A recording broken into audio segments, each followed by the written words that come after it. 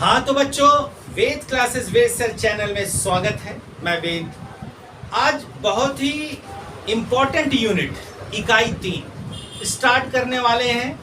तो उसके लिए जो है कि आप सबसे पहले वीडियो को देख रहे हैं तो मुस्कुराइए, क्योंकि लगभग ये आपका 10 मार्क्स का क्वेश्चन यहाँ से आना है।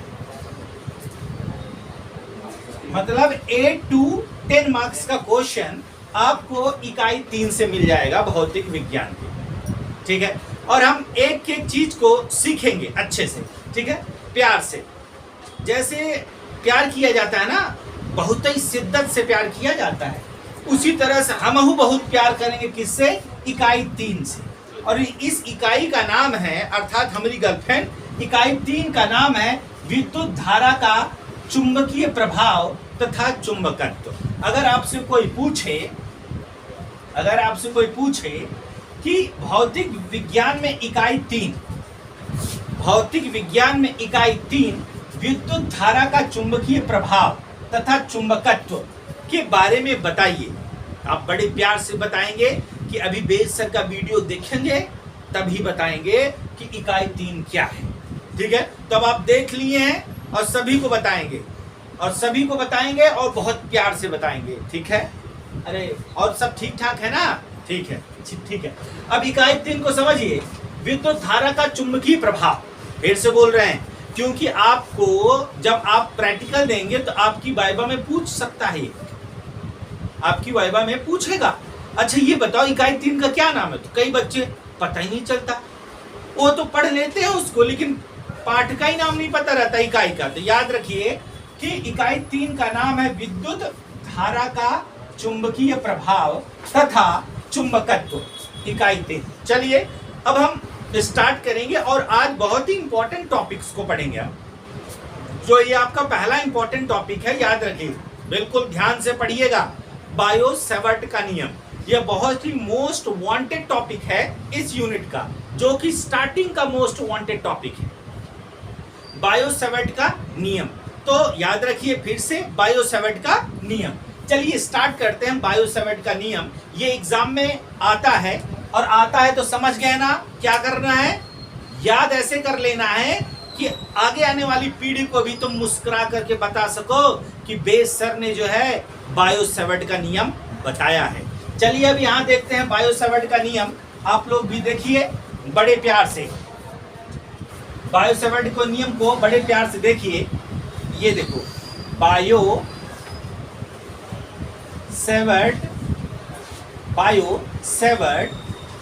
का नियम, बायो-सैवर्ट का नियम। याद रखिए, इस चीज को समझिए। बायो-सैवर्ट का नियम ये 2 मार्क्स में आता है आपके बोर्ड में, जो है आपका ये 2 मार्क्स में आता है।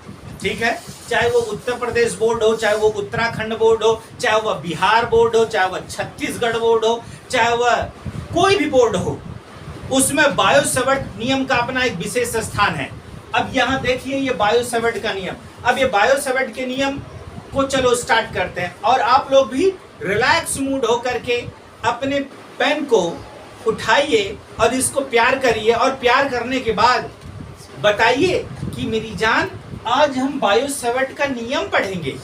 मेरी जान आज हम बायो-सैवर्ट का नियम पढ़ेंगे, और इसी से लिखेंगे, इसी से, और बहुत ही प्यार से लिखेंगे बायो-सैवर्ट का नियम। ठीक है, तो अब चलते हैं कि स्टार्ट करते हैं। अब देखिए ये बी क्या है?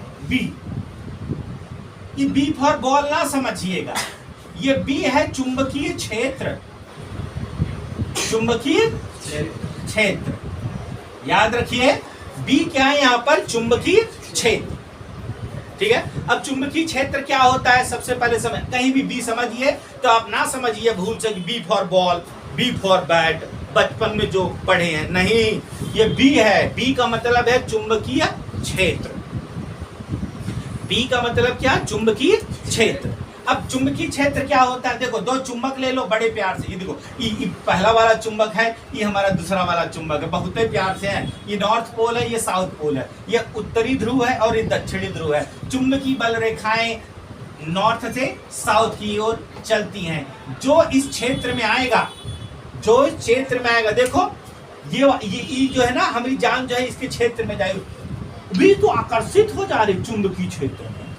तो मतलब कोई भी चीज अगर चुंबकीय क्षेत्र में जाएगी तो वह आकर्षित हो जाएगी। ठीक है, वही ये चुंबकीय क्षेत्र है। अब देखो ये चुंबकीय क्षेत्र क्या है, बी। इसके क्षेत्र में जाओगे तो समझ गए होगे चुंबक की तरह खींचे जाओगे, और चुंबक की तरह ऐसे खींचे हुए चले जाओगे जैसे चूसा हुआ आम। इसलिए समझिए कि चुंबकीय क्षेत्र को बेहतरीन। अब देखो, अब ये चुंबकीय क्षेत्र का मात्रक क्या होता है। देखो ये चुंबकीय क्षेत्र है, चुंबकीय क्षेत्र, ये चुंबकीय क्षेत्र का मात्रक क्या होता है। देखो इसका मात्रक, देखो मात्रक। अच्छा एक चीज सभी जानते होंगे कि जब आपके यहाँ घर बनता होगा, जब आपके यहाँ, धीरे से दरवाजा जरा बंद कर दो बेटा, धीरे से बंद करना, धीरे से, ठीक है। तो अब यहाँ पर देखो कि जब आप चुंबकीय क्षेत्र में क्या मात्रक क्या, अगर आपसे कोई पूछ ले चुंबकीय क्षेत्र का पहला मात्रक क्या, एसआई मात्रक क्या है। अच्छा ये देखो, जब आपका घर बनता है, घर तो देखते हो जो सीमेंट होता है, जो कंक्रीट होता है, एक बर्तन टाइप का रहता है, उससे धोते हैं, उसको क्या बोलते हैं, तसला। क्या बोलते हैं, तसला। तो इसका मात्रक होता है, याद रखिएगा, टेस्ला। इसको हम टी से रिप्रेजेंट करते हैं, टेस्ला। तो इसका जो मात्रक होगा टेस्ला। अगर आपसे कोई पूछे कि चुंबकीय क्षेत्र का मात्रक क्या है, तो आप बोलोगे चुंबकीय क्षेत्र का मात्रक टेस्ला होता है। क्या होता है, टेस्ला। ठीक है, और टेस्ला तो कंपनी भी है एक। हाँ, तो याद रखिए। तो अब देखिए यहाँ पर बहुत सतर्कता पूर्वक पढ़िए, बहुत इंटरेस्ट के साथ पढ़िए। ये समझिए कि आज ये आपकी मातृका है, और बायो सेवर्ट लॉ को समझना, और इस मातृका को मैं इसी कलम से लिखूंगा। ठीक है, समझो। अब यहाँ पर देखो चुंबकीय क्षेत्र का मात्रक टेस्ला है। ठीक है, आगे बढ़ते हैं। अब बायो सेवर्ट के नियम को मैं बताता हूँ।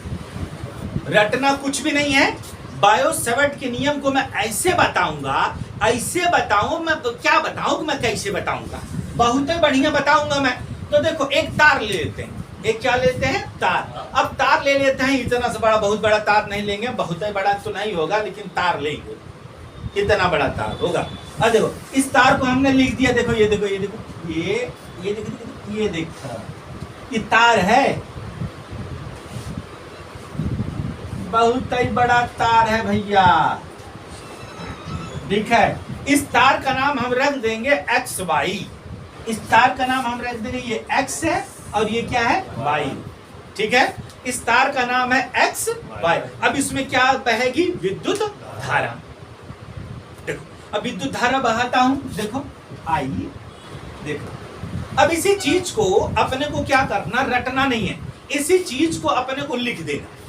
माना एक तार एक्स वाई है जिसमें विद्युत धारा आई प्रवाहित हो रही है। माना एक चालक तार एक्स वाई है जिसमें विद्युत धारा आई प्रवाहित हो रही है। रटना नहीं है कुछ भाई। अगर आप फिजिक्स में रट रहे हो, भौतिक विज्ञान में रट रहे हो, तो इसका मतलब सारे जहां में रटते रहोगे आप इस संसार में। इसलिए नहीं बोल रहा हूं कि फिजिक्स में पढ़ाता हूं तो इसका मतलब बहुत इंटरेस्टिंग है, इसलिए बोल रहा हूं। कुछ ऐसा नहीं है। सबसे इंटरेस्टिंग में तो नहीं, फिलॉसफी के बाद दूसरा सब्जेक्ट है ये फिजिक्स, जो कि सबसे अधिक रुचिकर विषय है ये। इस बात को समझो। एक तार है, अब देखो, अब मैं यहां से एक मिनट, ये देखिए, एक तार है, ये देखिए तार है, इसको बोलते हैं एक्स, इसको बोल दिया वाई। देखो दो तार है, इससे एक्स, इससे वाई। विद्युत धारा एक्स से किसकी तरफ बहती है, वाई। अब देखो एक्स का मतलब समझते हो, एक्स गर्लफ्रेंड। भाई पिछली वाली गर्लफ्रेंड के बारे में तो सबको पता रहता है, क्या वाई गर्लफ्रेंड के बारे में सबको पता रहता है? वाई की तरफ अग्रसित होते हैं भाई। पिछली से अगली जाओगे ना, तो पिछली से अगले मतलब पिछली वाली गर्लफ्रेंड से अगली वाली गर्लफ्रेंड, मतलब एक्स से किसकी तरफ, वाई की तरफ। तो विद्युत धारा एक्स से वाई की तरफ बह रहा है। अब जब इसमें धारा बहेगी तो इसके चारों तरफ चुंबकीय क्षेत्र उत्पन्न हो जाएगा। देखो जब इसमें एक्स है, ये वाई है, जब इसमें धारा बहेगी, देखो जब इसमें एक्स से वाई विद्युत धारा जाएगी, इसको चारों तरफ चुंबकीय क्षेत्र उत्पन्न हो जाएगा। क्या उत्पन्न हो जाएगा, चुंबकीय क्षेत्र। बताना मत किसी को चुंबकीय क्षेत्र उत्पन्न हो जाएगा। ठीक है, अपनी और तुम्हारी बात है। तो चुंबकीय क्षेत्र उत्पन्न हो जाएगा। जब इस चुंबकीय क्षेत्र को उत्पन्न हो जाएगा जिसके कारण इसी पॉइंट पी पर, दिख रहा भाई, देखो यहां तक दिख रहा वीडियो में, इसके कारण किसी पॉइंट पी पर हमको क्या ज्ञात करना है, चुंबकीय क्षेत्र की गणना करनी है। ठीक है, चुंबकीय क्षेत्र की गणना करनी इस पॉइंट पी पर। देखो जब इसके चारों तरफ चुंबकीय क्षेत्र उत्पन्न हो जाएगा तो देखो इधर ये तार है एक्स वाई, जिसके चारों तरफ ये देखो चुंबकीय क्षेत्र उत्पन्न हो गया। बधाई हो भाई साहब, ये देखो इसके चारों तरफ चुंबकीय क्षेत्र उत्पन्न हो गया। देख लो ना, देखो देखो देखो, इसके चारों तरफ चुंबकीय क्षेत्र, इस पॉइंट पी है, यहाँ पर एक बिंदु क्या है, पी है, जहां पर एक बिंदु पी है जहां पर अपने को क्या करना, चुंबकीय क्षेत्र की क्या करना है, गणना है। यही तो है। अब देखो तार है एक्स वाई जिसमें विद्युत धारा प्रवाहित हो रहा है, उसके कारण बिंदु पी पर हमको चुंबकीय क्षेत्र की गणना करनी है।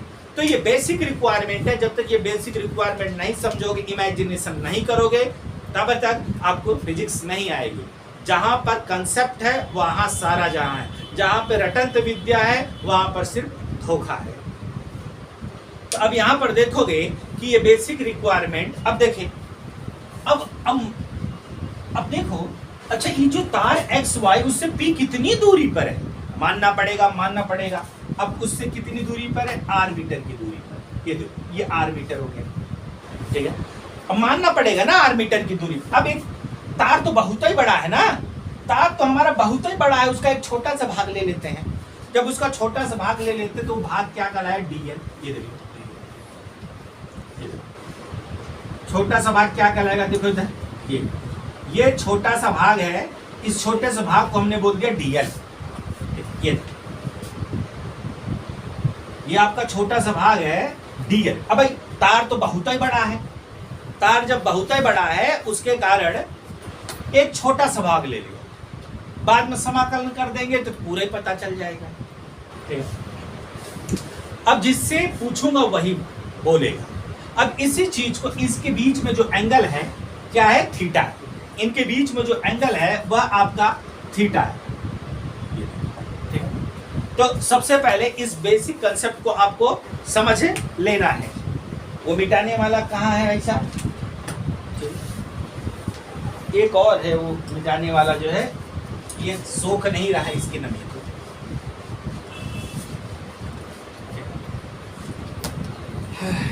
अब देखिए यहाँ पर, चलिए देखिए इस काम चला लेते हैं। ठीक है, तो अब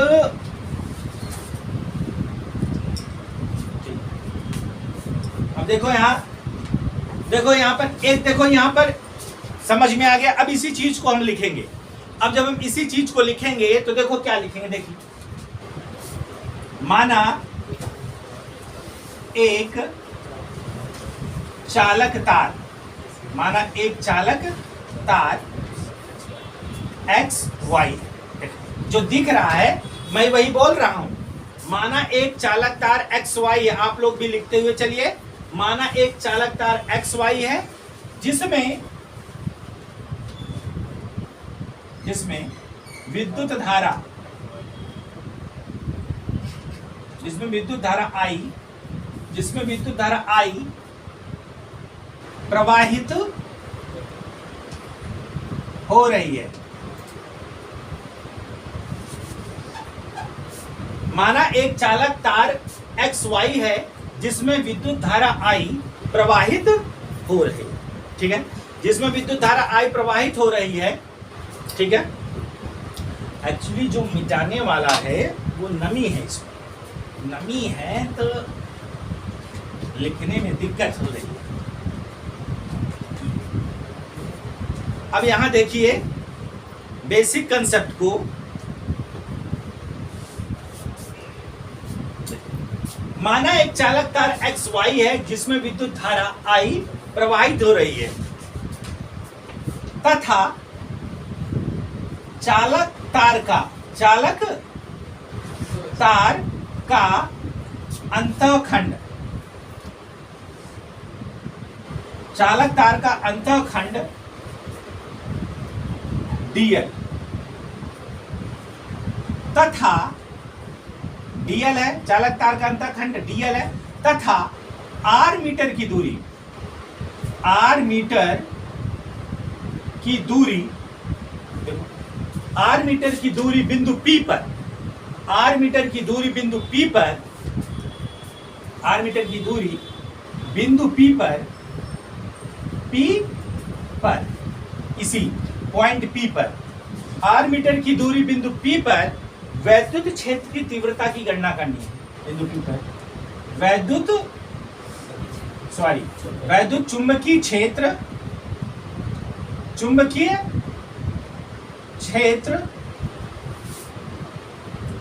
की गणना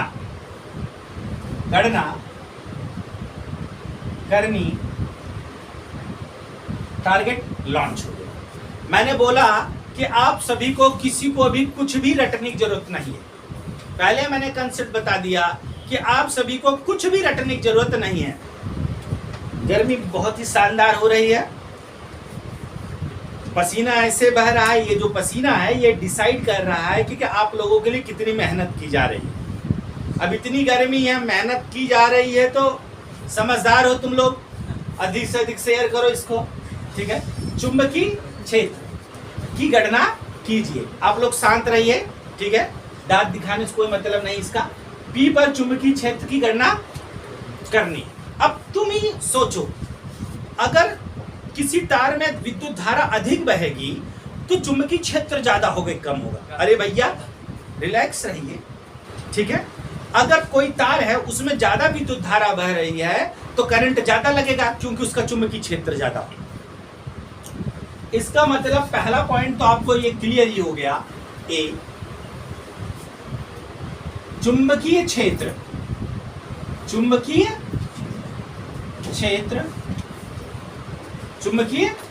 मतलब डीबी। अब एक छोटा तार है ना, देखो छोटा तार डीएल लिया अंतखंड, तो चुंबकीय क्षेत्र भी छोटा होगा। देखो छोटा सा तार लिया है तो चुंबकीय क्षेत्र भी क्या होगा? छोटा होगा। तो यहां पर क्या हुआ? चुंबकीय क्षेत्र डीबी विद्युत धारा आई के अनुक्रमानुपाती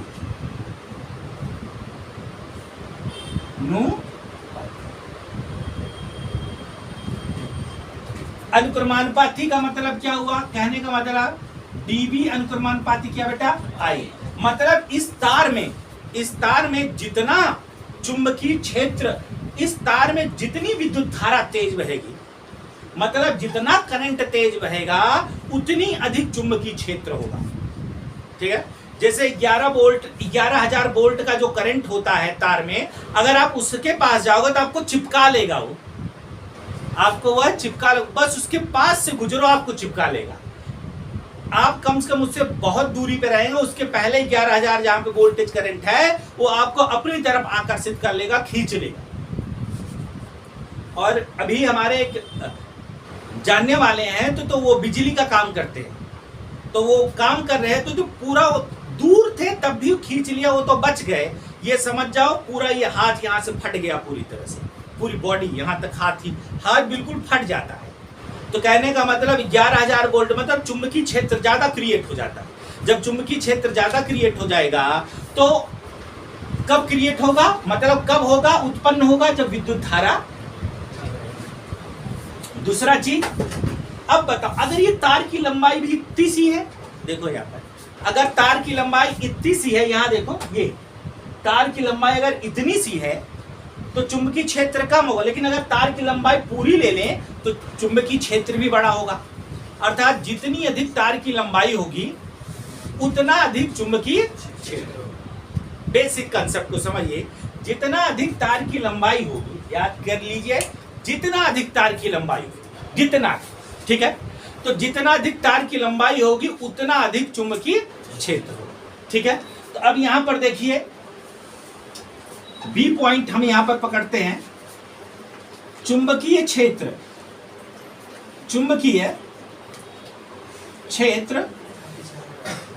डीबी तार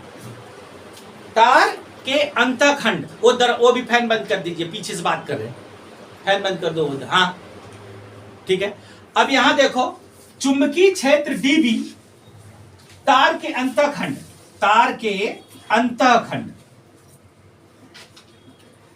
अंतखंड मतलब डीएल, के अनुक्रमानुपाती होगा, अनुक्रमानुपाती, अंतःखंड के अनुक्रमानुपाती होगा। इसका मतलब डीबी अनुक्रमानुपाती डीएल के। ये समीकरण 1 हो गया, ये समीकरण 2 हो गया। याद रखिए अभी बायोट-सैवर्ट का नियम बहुत आगे है, ठीक है। दो चीजें हो गई, अगर विद्युत धारा बहेगी इसमें तो ज्यादा चुंबकीय क्षेत्र उत्पन्न होगा, अगर तार की लंबाई अधिक होगा तो चुंबकीय क्षेत्र अधिक होगा। इसका मतलब डीबी अनुक्रमानुपाती आई के डीबी अनुक्रमानुपाती डीएल के। अब तीसरा पॉइंट समझिए, अगर आप जितना तार के लंबवत होगे, मतलब साइन थीटा, जितना आप तार के लंबवत होगे चुंबकीय क्षेत्र उतना अधिक होगा। मतलब कि चुंबकीय क्षेत्र डीबी ज्या मतलब साइन थीटा के अनुक्रमानुपाती,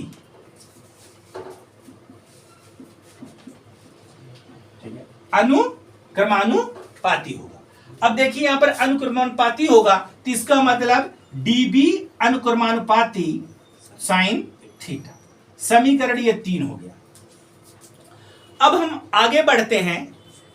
आगे क्या होगा हमारा, यहां पर देखिए कि डी पॉइंट आप यहां पर देखिए कि अगर हम तार से जितना अधिक दूरी पर जाएंगे, देखो यहां पर रहेंगे तो अधिक चुंबकीय क्षेत्र होगा, दूर रहेंगे तो कम चुंबकीय क्षेत्र होगा। भाई सीधी सी बात है, तार है, अगर तार से हम ज्यादा दूरी पर, देखो यहां पर है तो अधिक चुंबकीय क्षेत्र होगा, अगर यहां पर है तो कम चुंबकीय क्षेत्र होगा, ठीक है, क्योंकि जितना इसके पास रहेंगे उतना अधिक चुंबकीय क्षेत्र होगा। इसलिए बोलते हैं कि भैया देखो दूरियां इतनी भी मत बढ़ा लो कि चुंबकीय क्षेत्र के बाहर चले जाओ, और अगर चुंबकीय क्षेत्र के बाहर चले गए तो कनेक्शन किसी और से हो जाएगा, ठीक है। तो ये बेसिक रिक्वायरमेंट है। तो अब यहां पर देखिए, अब क्या बोलोगे, चुंबकीय क्षेत्र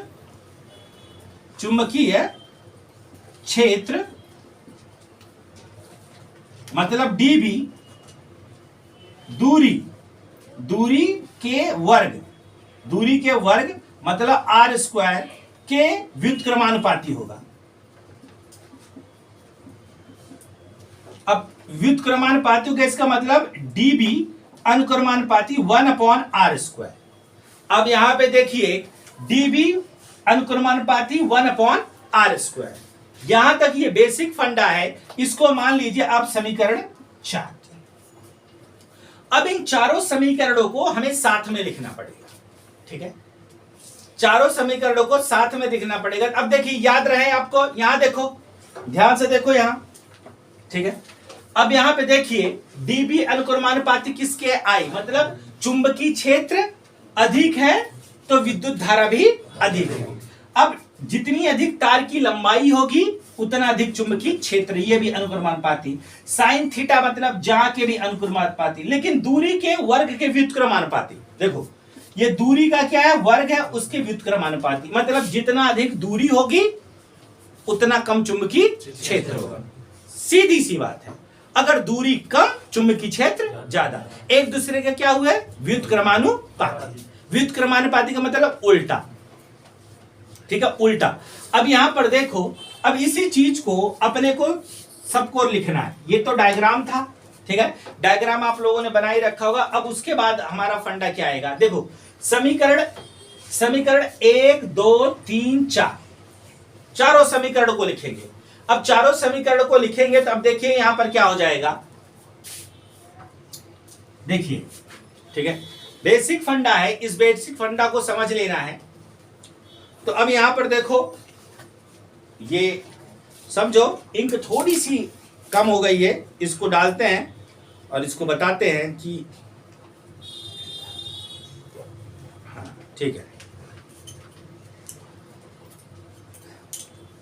आराम से बोले थे बैठे रहो, पंखा चले तो जो है कि जवानी ढल रही थी, अब लो गर्मी लो, ठीक है, अब हमें कहा ये, ठीक है। अब यहां पर देखो बेसिक कंसेप्ट, अब यहां देखो कि अब ये हो गया। अब मैं बोलूंगा समीकरण,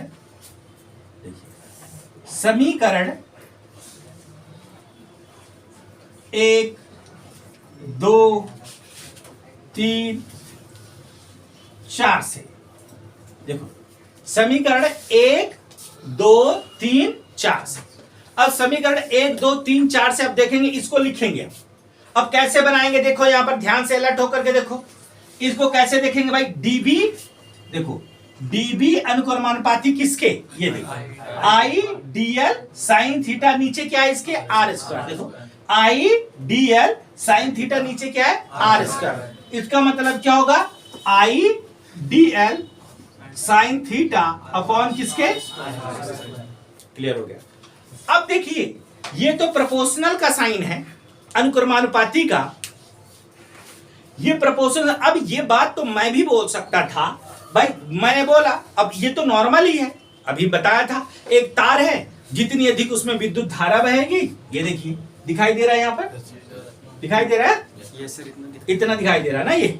तो ये देखिए एक तार है एक्स वाई, अब इसमें जितना अधिक विद्युत धारा बहेगी, अब तुम ही समझो, जितना अधिक इसमें विद्युत धारा बहेगी उतना अधिक करंट फ्लो होगा, सभी को पता भाई। जितनी अधिक तार की लंबाई होगी उतना अधिक चुंबकीय क्षेत्र होगा। अब अगर तुम दूर जाओगे तो चुंबकीय क्षेत्र का मान कम होगा, नजदीक हो तो चुंबकीय क्षेत्र का मान क्या होगा, अधिक होगा। ये सभी को पता है, ठीक है। लेकिन ये कांस्टेंट किसी को नहीं पता है, ये बायोट सावर्ट को ही पता है। अब ये डीबी बराबर क्या होगा, इधर देखो, म्यू नॉट अपॉन 4 पाई। देखिए ये कांस्टेंट है, याद रखिएगा। ये प्रोपोर्शनल साइन जो अनुक्रमानुपाती का, उसी को हटाऊंगा, इसलिए क्या है, म्यू नॉट अपॉन 4 पाई। ये तो अभी याद हो जाएगा आपको, पूरे के यूनिट 3 में ये सूत्र है। म्यू डीबी बराबर mu naught upon 4 pi IDL sine theta upon r square. ये देखिए dB is equal to the mu naught upon 4 pi IDL sine theta upon r square. तो ये बेसिक फंडा है, इस बेसिक फंडा को आप जान लीजिए, ये हमारा बायोट सावर्ट का नियम। तो अब ये बायोट सावर्ट का जो नियम है, लॉ है, ये यही उसका सूत्र है। अभी इसके आगे हम चलेंगे, इसको फटाफट आप लोग स्क्रीनशॉट ले लीजिए, क्योंकि ये मिटने वाला है, ठीक है। अब स्क्रीनशॉट और आप लोग फटाफट इसको लिख लीजिए।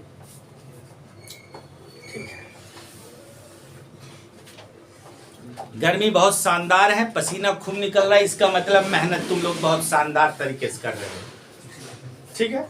हम तो शानदार तरीके से कर रहे हो, तुम लोग क्या पता पंखा लगा के, और यहाँ पे जो बच्चे बैठे वो भी तपस्या कर रहे हैं, ठीक है। अब देखिए यहाँ पर बेसिक रिक्वायरमेंट में इसको फटाफट लिख लीजिए भाई साहब आप लोग, और आप लोग जो है तुरंत स्क्रीनशॉट ले लीजिए, ठीक है। और इसको घर पर उसी समय पढ़ने का प्रयास करिए, ठीक।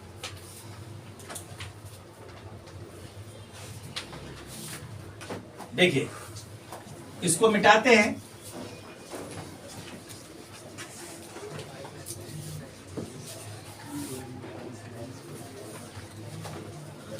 नोट्स आप सभी के पास नोट्स रहना चाहिए, क्योंकि पेपर के समय में भाई साहब कोई नोट्स नहीं देगा। पहले बता रहा हूं, पेपर के समय में कोई भी नोट्स नहीं देता, कोई भी दोस्त नहीं नोट्स देता, और कहां तक रहोगे, यूट्यूब के पीछे, वहां के पीछे, क्लास के पीछे। नोट्स आपका बिल्कुल मेंटेन होना चाहिए, ठीक है। छूट जाता है तो प्रॉब्लम में आ जाएगा। देखिए अभी हमने जो सूत्र लिखा इसे समझिए। अभी हमने लिखा dB is equal to the mu naught upon 4 pi I D L sine theta upon r square, यही लिखा है। अब देखो ये सूत्र तो लिख दिया, उसी के आगे समझना है, जहां म्यू नॉट, जहां पे म्यू नॉट क्या है, निर्वात में चुंबकशीलता। जैसे याद रखिए एप्सिलॉन नॉट क्या था, एप्सिलॉन नॉट था निर्वात में विद्युतशीलता, निर्वात में विद्युतशीलता था। उसी तरह से वैद्युत क्षेत्र में क्या हो जाएगा, सॉरी चुंबकीय क्षेत्र में क्या हो जाएगा आपका, चुंबकीय क्षेत्र में निर्वात में चुंबकशीलता। तो अब यहां पे देखिए निर्वात में चुंबकशीलता, निर्वात में चुंबकशीलता हो गया। अब आगे हम देखते हैं कि म्यू नॉट क्या है, निर्वात में चुंबकशीलता है। अब म्यू नॉट अपॉन 4 पाई की वैल्यू क्या होती है? देखिए म्यू नॉट अपॉन 4 पाई बराबर होता है 10 की पावर माइनस 7। याद रखिए म्यू नॉट अपॉन 4 पाई की वैल्यू क्या होती है? 10 की पावर माइनस 7। अब जब ये 10 की पावर माइनस 7 होता है तो 4 पाई को उधर लेके जाइए, तो mu naught is equal to क्या होगा? 4 पाई इंटू 10 की पावर माइनस 7। ये देखिए 4 पाई इंटू 10 की पावर माइनस 7, ये म्यू नॉट की वैल्यू आ गई। जैसे वहां पर एप्सिलॉन नॉट की वैल्यू थी 8.85 इंटू 10 की पावर माइनस 12, उसी तरह से म्यू नॉट की वैल्यू होती है 4 पाई इंटू 10 की पावर माइनस 7। फटाफट इसको लिख लीजिए और आप लोग स्क्रीनशॉट ले लीजिए इसका। ये बेसिक फंडा है, तो जल्दी जल्दी आप इसको नोट कर लीजिए।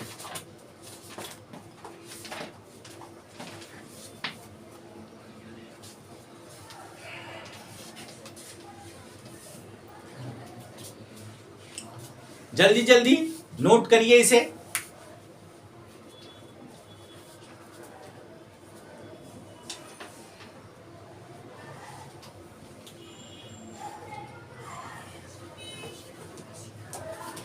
अब देखो यहां पर जल्दी जल्दी लिख लिया भाई, नोट कर लिया। आगे बढ़ते हैं हम।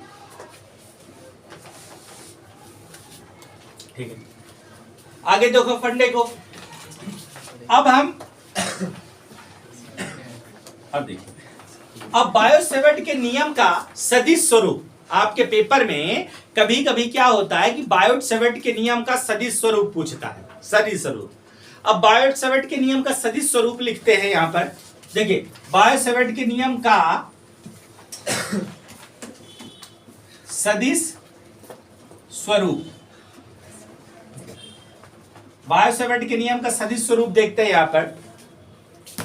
पहले यहां पर देखो कुछ चीजें मैं आपको बताता हूं। देखो ए क्रॉस बी बराबर क्या होता है? A b sine theta.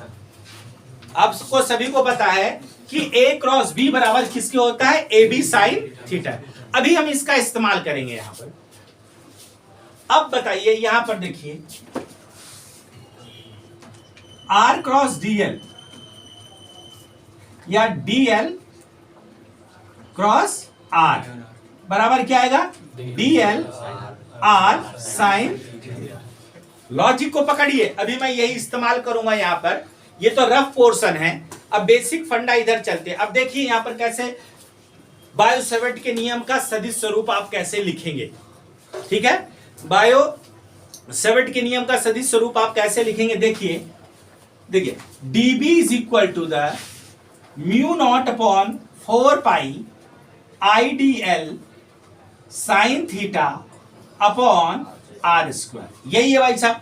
अभी आप लोगों ने यही बायो-सेवर्ट का नियम लिखा, लेकिन मुझे इसके फॉर्म में पैदा कर देना। ये देखो DLR साइन थीटा। अब मैथ क्या बोलता है समझिए, मैथ आपका क्या बोलेगा। ठीक है, अब मैथ है आपका यहां पर। देखिए क्या बोलेगा, ऊपर भी अगर मैं R बना दूं तो नीचे भी मुझे क्या बनाना पड़ेगा? R। भाई मैथ तो यही बोलता है, अगर ऊपर मल्टीप्लाई करोगे तो नीचे भी क्या करना पड़ेगा? मल्टीप्लाई।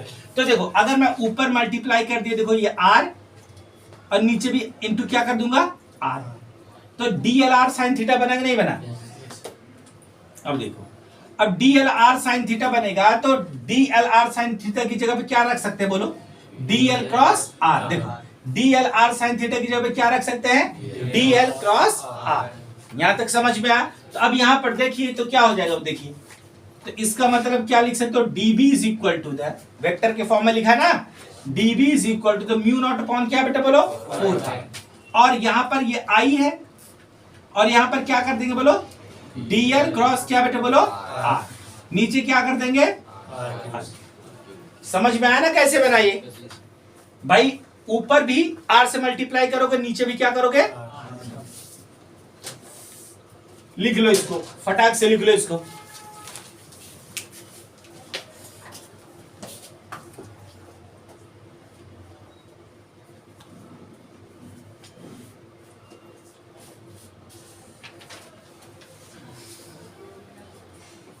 लिख लिया? ये बेसिक फंडा है, आप इसको लिख लीजिए, 1 नंबर में आता है। तो इसलिए ये आपका बायो-सेवर्ट का लॉ यहां पर समाप्त होता है। ठीक है, जो कोई भी डाउट हो तो कमेंट में आप जरूर लिखिएगा। ठीक है, आज के लिए इतना बहुत है। जय हिंद, जय भारत। बंद कर दे तो बेटा, ये देखो।